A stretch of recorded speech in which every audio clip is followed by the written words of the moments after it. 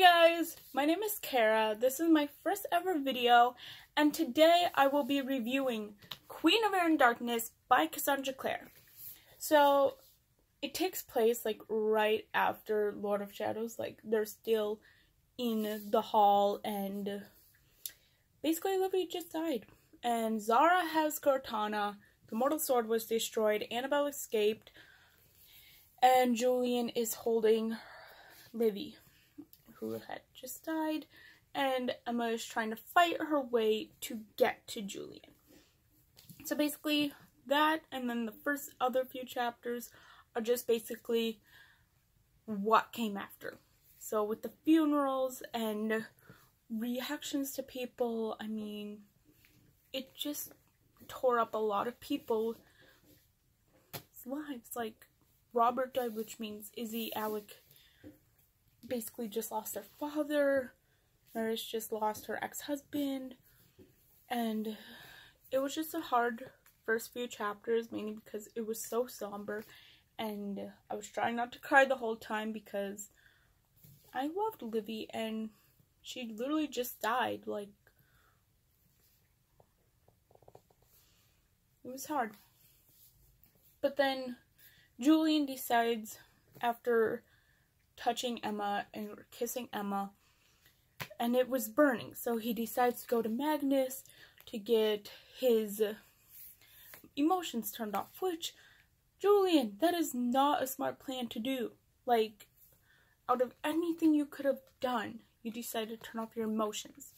My roommate, who actually got me to watch The Vampire Diaries, and if you watch The Vampire Diaries, you know, going emotionless for vampires is a terrible idea. Like, honestly. And Julian, who just was basically broken by his little sister's death, is also in a very vulnerable position, and basically decided, well, if I have my emotions turned off, I can't love anybody, which means Emma and I can at least touch and kiss and love each other. But I wouldn't actually be loving her because I wouldn't have any emotions. So then you basically have the funerals after that, and so Ty decides to climb up Livy's pier because he realized that her locket was still on. And Julian, who kind of thought that Ty was gonna go try to be with Livy, had also climbed up and was thankfully surprised the fact that he just wanted the locket and didn't have any intentions of truly dying up there with Livy.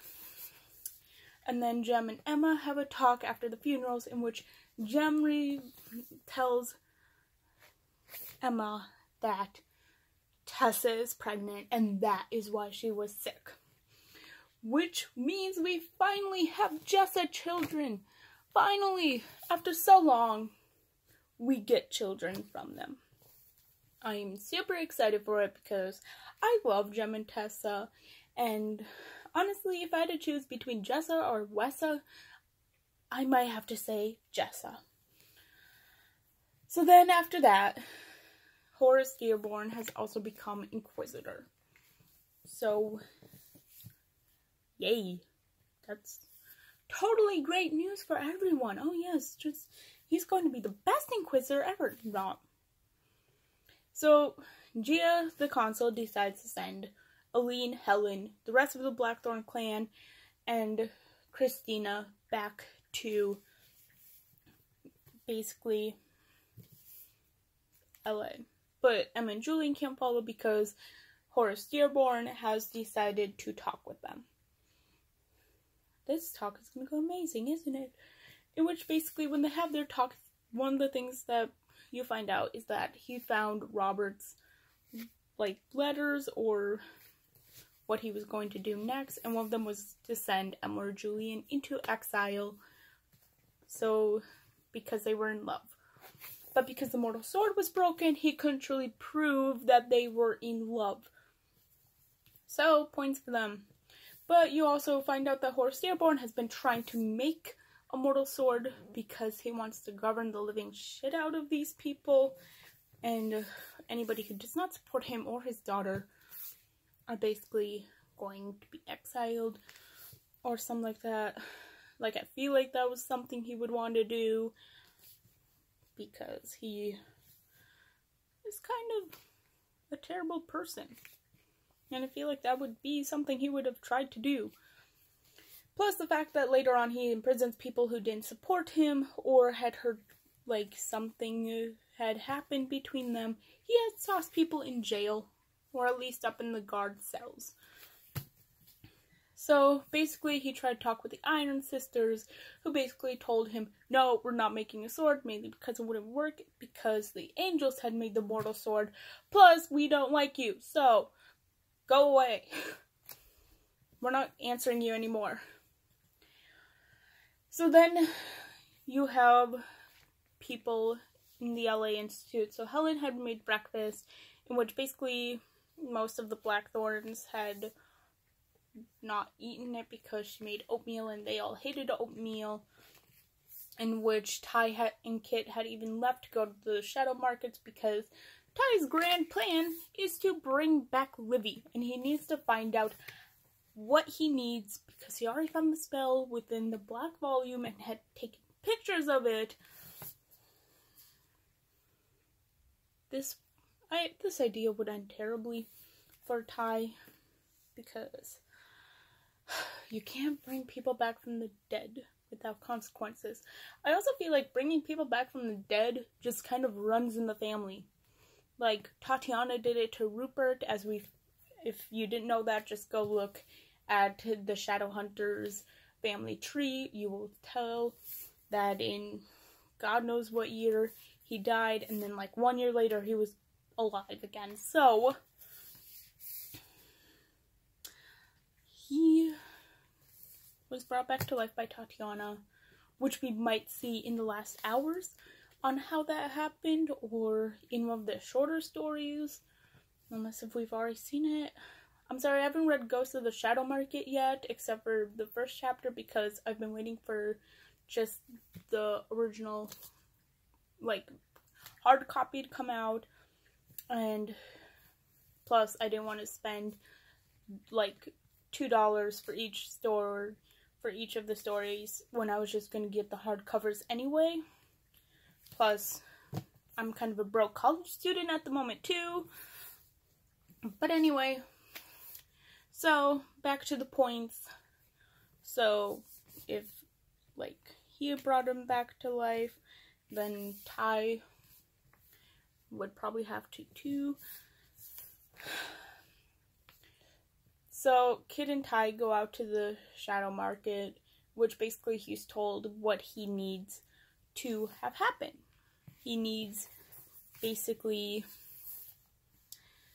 just a few items in which he does gain throughout the story, including a letter from another world or dimension that, or at least something that belongs to him, in which we skip to Emma and Julian, and Gia wants to send them to Fairylands, or at least they want to go to the Fairylands to find where Clary and Jace are, because at this point in the story, people are really, really worried because Clary and Jace said that they'd be back in a certain amount of minutes, or days at least.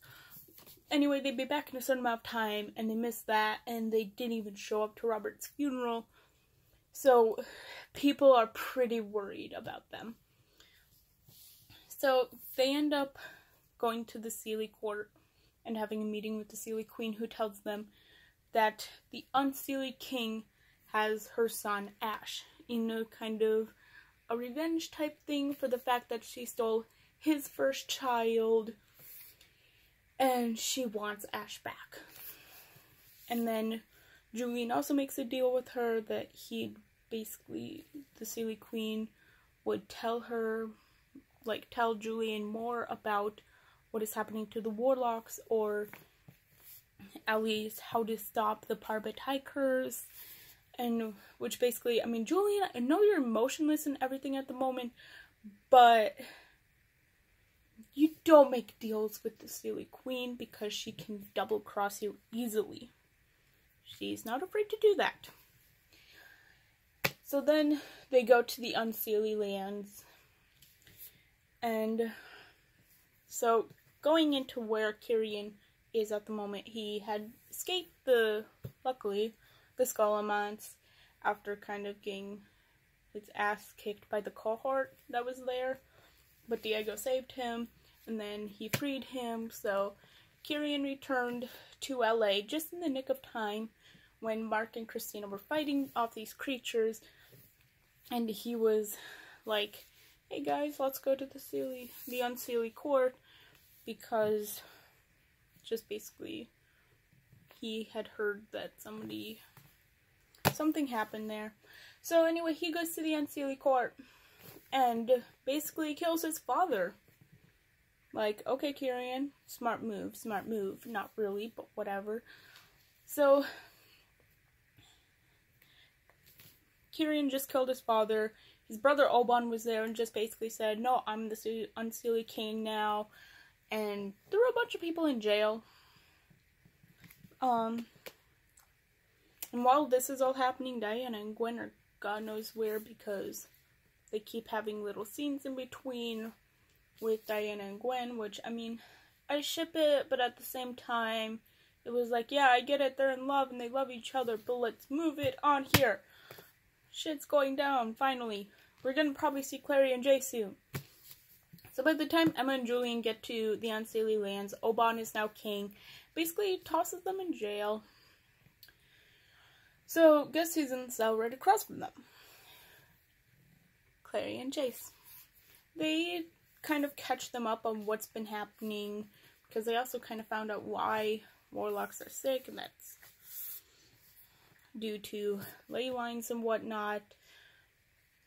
And then they break out, and Oban sees them, but they're close to the portal to Tool, so you also have Ash there, and basically Clary kind of figured out that Ash was her nephew and whatnot too, so yay. But then Ash goes through the portal to Thule, which is this unknown world that we have yet to be in, and we will find out about what it is soon enough. And then Emma and Julian also go in there, while Clary and Jace were able to escape the Unseelie Court, but Clary left a bloody jacket around because there was a battle, and that's kind of why people went to Thule, or Thule, it's actually truly pronounced Thule, guys. Had to Google that one, but whatever. So, basically, Thule is a land in which Sebastian had won the Burren. So, woo, fun times. And when you reach there, you see that Ash is standing next to Sebastian, and Jace is still under Sebastian's control, basically, and he is now being forced to kill Maris. Well, the Thule version of Maris, and which Jace does comply and executes her, and because he wore white, his clothes got all bloodied, and Sebastian says something like, what have you learned? And he says not to wear white to an execution or whatnot. So then you also meet a less asshole-ish version of Cameron Ashdown, who's actually quite a badass in this world. You meet Livy in this world, who tells Julian and Emma that Ty had died in this world, and they respond, well, in our world, you died. And so Livy felt kind of, the Thule version of Livy felt kind of connected to Ty, like, because she still is Livy, even though she might not be their world's Livy, and had written a letter for Ty in that world, in which she gave to Emma and Julian. But you also find out that they have a mortal sword in this world, which they will bring back with them later on, after they escape from Thule. And then you also find out that the Parbatai bond does not work here in this world of Thule. Parbatai do not exist anymore. Emma and Julian kind of use that to their advantage and have a few sexy times together. So then, basically, Emma and Julian come up with this brilliant plan to end up killing Sebastian, And they go to Tessa first because Church led them to Tessa, and Tessa gives them some more info on what is happening with the warlocks and like how to, like, you know, just a bunch more info that you truly did need to know. And then they go to Sebastian and Jace and Ash, which Sebastian had truly told them to come meet with him. And they do comply, and then you basically have another battle there in which Sebastian does end up dead, and at the end of it, Livy gives the note to Julian. They also have the mortal sword that they're going to bring back, and then they're like, okay, Ash, time to go, and Ash is like, nope, I'm going to stay in this world, and which we'll find out why Ash truly wants to stay in Thule, probably in the Wicked Powers, because Cassandra Clare has released that he will be in the Wicked Powers, so we'll find out why he's still there, but also if he can cross over into the borders. So basically, they have to go back and tell the Queen Ash didn't really want to come back home to you and whatnot. Plus, you also basically find out about the last heir, like the first heir in this book, which is basically the Unseelie King's first son that the Queen had stolen and then had ended up dead. And you don't really know if the gender, just because it's called the first heir.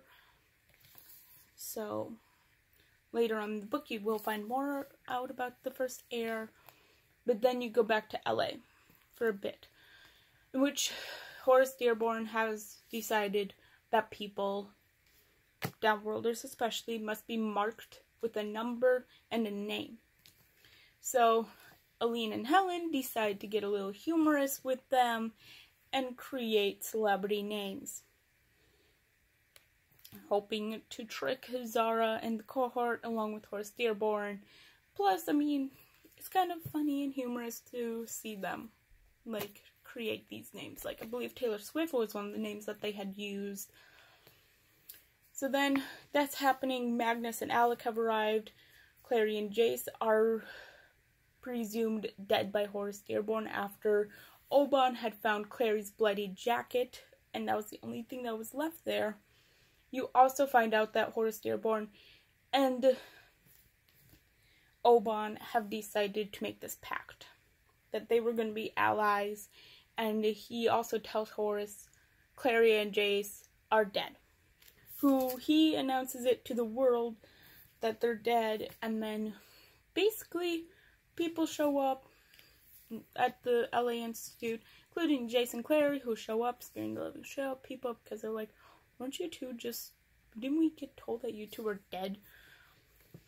But Alec knew better because he would have been able to feel if Jace truly had died. So you also have Magnus there, who's been getting worse and worse over the past few days. And then one of the things that Emma and Julian have found out was the waters of Lake Lynn. They would have helped cure him. So basically, Magnus ends up drinking the waters of Lake Lynn and becomes healed, which means Magnus is probably not going to die in this book after that. And he has his powers and he can use his magic, and of course warlocks start going to drink that because, I mean, if I heal Magnus, then I heal everyone else. So basically, they also have decided to make, like, a war place. I don't know you. So, anyway, basically, sorry if, like, you heard that, but I got, like, a random call from a spam number, so, sorry. But anyway, back to it. So they decide to make a war council, or a war group, in order to defeat, basically, the Inquisitor, or at least overthrow him, and basically throughout this book, you also get to see Kitten, Ty, and Drew all working together, and Kit, Ty, just basically accepting Drew more, because, I mean, they all lost someone who was very dear to them, and you also get to see Drew shine more, which for me helped a lot, because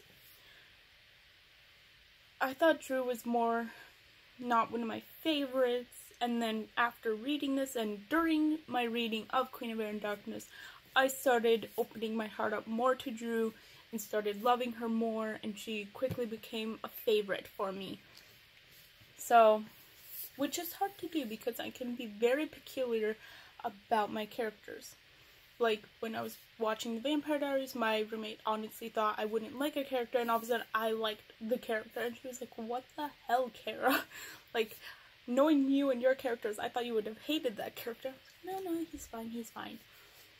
So, it's kind of hard for me to open up my heart for characters. I like more of the side characters who aren't really as shining bright as some of the main characters might be, or other side characters. But Drew has honestly made herself known to me and made her way into my heart and my list of favorite characters. So, good for you, Cassandra Clare. I'm very peculiar about my characters, and you made me fall in love with the character by now. So, honestly, I love them working as a team. But another thing we have to do is also solve love triangles and the threesome and Kid and Ty. Like, what happens with that? Well, you'll find out later on. So basically, by this point, Christina has not only kissed Mark in this book, but also Kyrian, and she can't make up her mind of who she loves more. And Kyrian also loves them both, and Mark loves them both. And they're just not sure of each other, like, what do we do? Don't worry, guys, you find out in this book about what happens with them.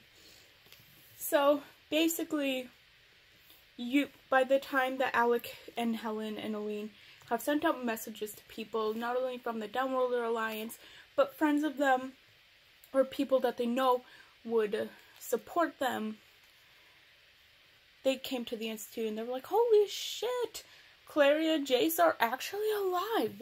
Wow, okay. And so, yeah, they basically realized by then that Horace Dearborn had lied to all of them, and that Claire and Jace are truly alive. So then they also need a name. What name do they call themselves?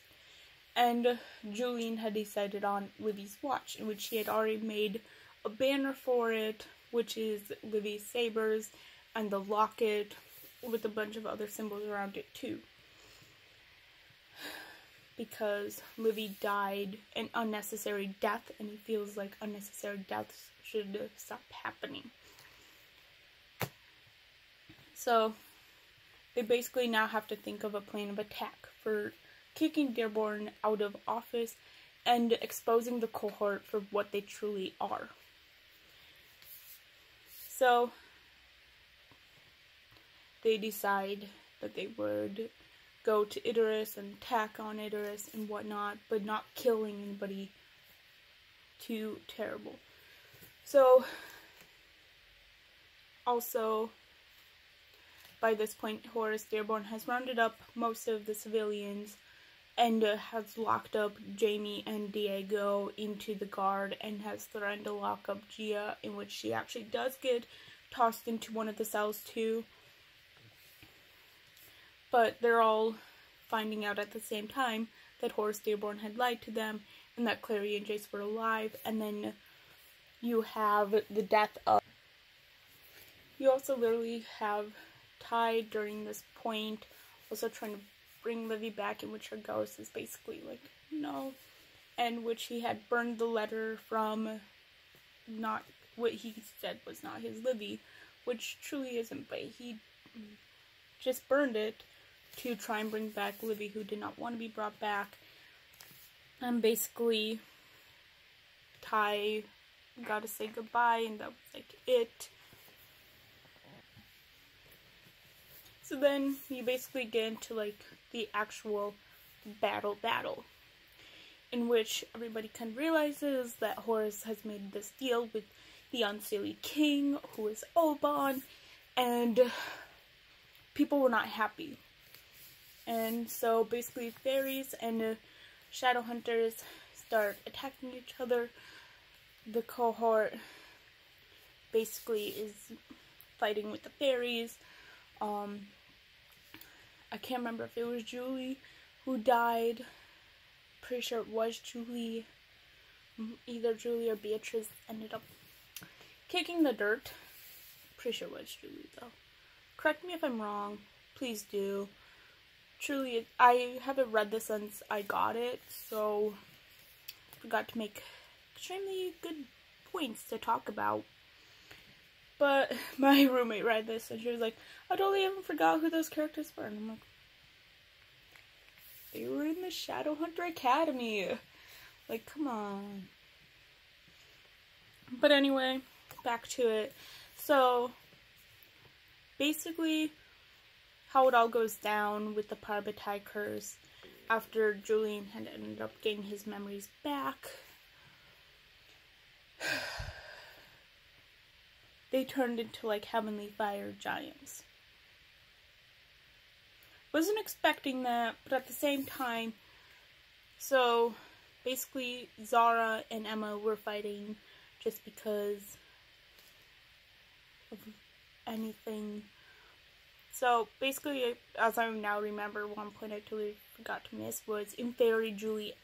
So in Fairy, Jules ended up truly killing Annabelle, but then she got revived again, which honestly kind of pissed me off. Like, I get it, she's supposed to be a villain and all, but just, you should have just kept her dead, and that be that. So, basically, one point that really pissed me off, though, was the Heavenly Fire Giants.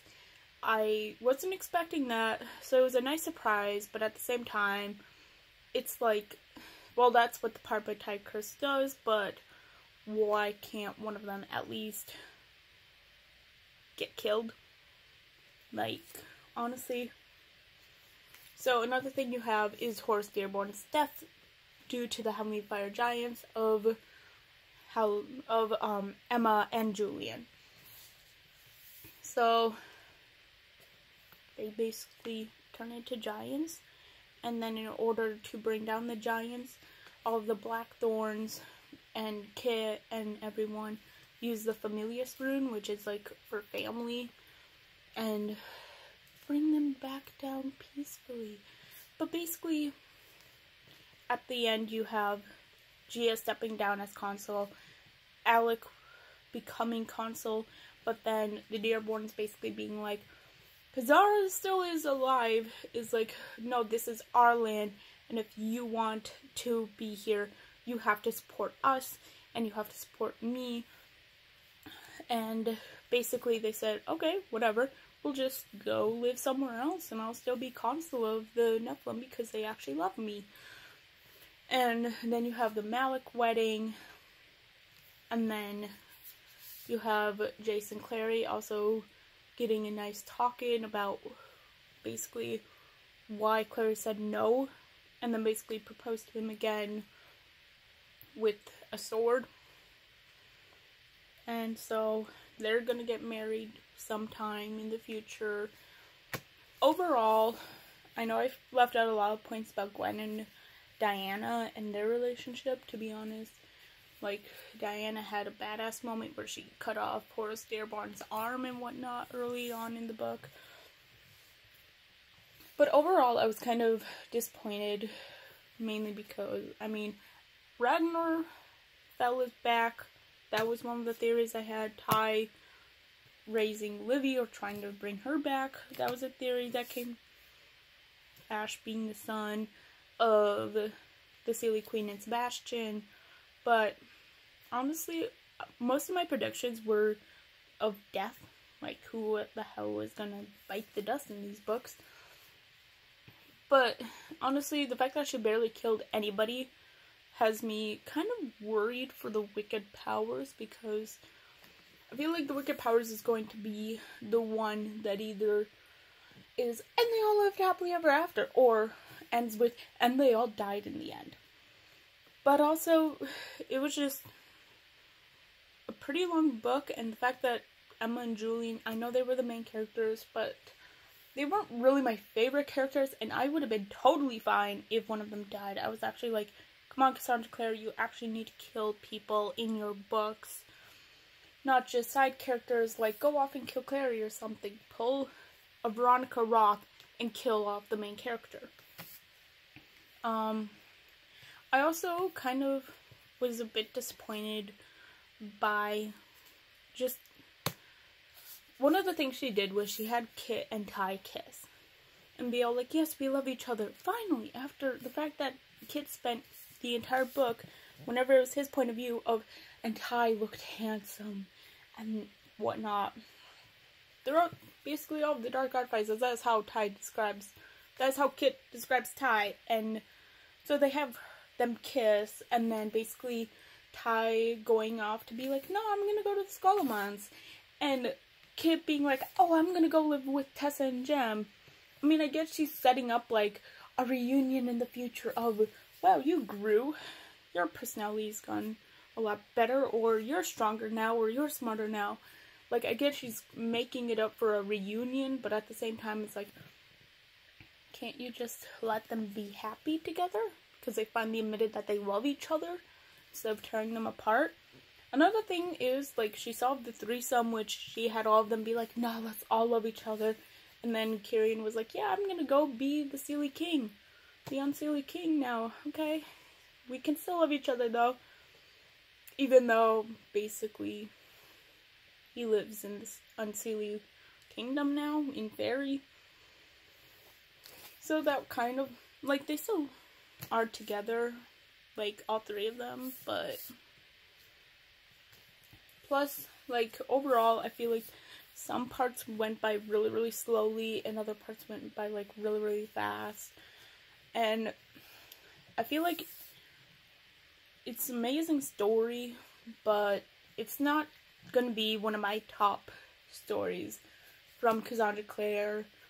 I honestly think either Clockwork Princess or City of Heavenly Fire will have to hold the title of my top Cassandra Clare book at this moment.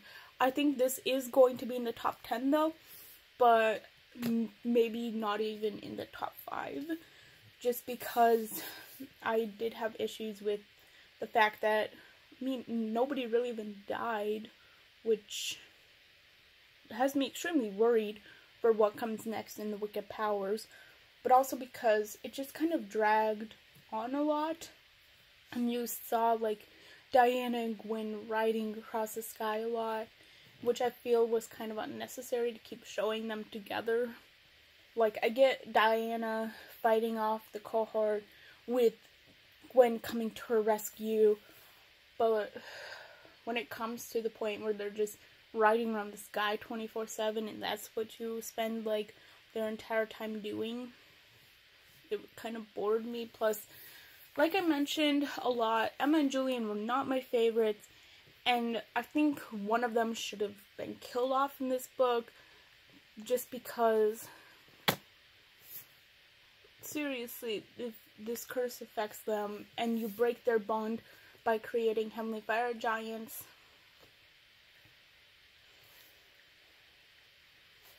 okay then, I guess.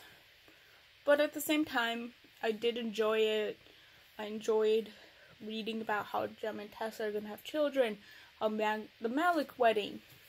But at the same time, it does also have me worried because there's a snippet where Alec is talking about Magnus in the past tense, which means I also don't know how the Wicked Powers and the Red Scrolls of Magic type books are going to correspond with each other. Like, are they going to go one book and then the next book? Or does Magnus die in the third book for the Wicked Powers, and then Magnus, the, like, Malik books, like, ending after that happened? Or does he die early on in the Wicked Powers? Overall, I feel like Malik, like, as much as I love them, like, I feel like it's not gonna last forever, and I feel like Magnus will die before Alec. just because not only of that snippet, but you have City of Fallen Angels, in which basically is Magnus talking about, like, how Alec is going to die before him because he's mortal, and it's like, what a better twist than having the one who thought he was going to outlive him truly die before him.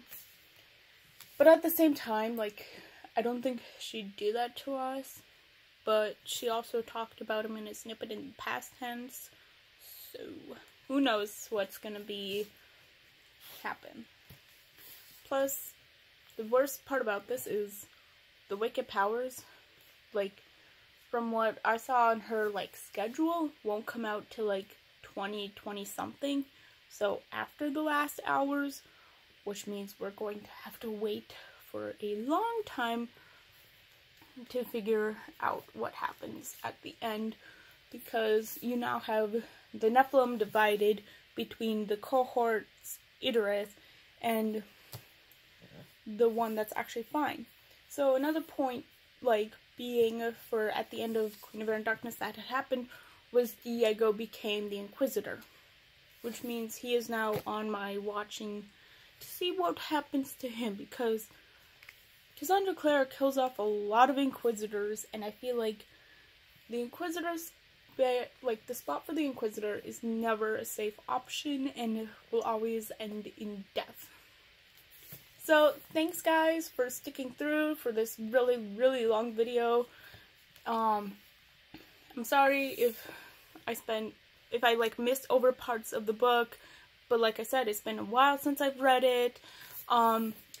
If you did enjoy this and you want to see more of my, like, opinions on books, or if you want to hear some of my theories on what's going to happen in the Wicked Powers of the last hours, drop it in the comment below. And if you actually like this video, maybe subscribe. I don't really care. Like, this is my first video. Maybe point it out, be like, hey, you should go at least check out that video because I think you might like her or whatnot. Do that. I don't really give a shit. But no, like, drop it in the comments below of what I should do next. I like the Mortal Instruments, any Shadowhunter Chronicled books, Percy Jackson, and that whole Riordan verse. I do a lot of history. I love history. I could do Harry Potter, even though it's not my favorite series, unlike a lot of people I know who get really pissed at me when I say it's not my favorite. If you want me to do my characters ranked for any of my book series that I read, just drop something in the comments below if you want to see that and you enjoyed this video. Other than that, bye guys. I'll see you whenever I think of another video to do. Okay, see ya.